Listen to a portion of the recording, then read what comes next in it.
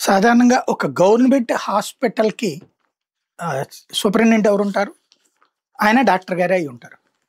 ఆ డాక్టర్ గారు Guntur GGH superintendent Ramana గారు చేసిన పని రాష్ట్రంలో ఉన్న అన్ని ప్రభుత్వ ఆసుపత్రుల్లో స హెడ్స్ గనక చేస్తే కాస్త మెరుగవుతుందేమో. సాధారణంగా ప్రభుత్వ ఆసుపత్రుల్లో ప్రభుత్వం డబ్బులిస్తుంది. వీళ్ళు జీతాలు తీసుకుంటారు. జీతం కోసం పనిచేస్తున్నాం అన్నట్టు ఉంటుంది గానీ, అది నాది అని ఫీల్ గారు. ప్రైవేట్ ఆసుపత్రిలో పనిచేసేవాళ్ళు నాది అని ఫీల్ అవుతారు. ఓనరే కాదు, డాక్టర్లు కూడా నాది అని ఫీల్ అవుతారు. కానీ ప్రభుత్వ ఆసుపత్రిలో అదుండదు.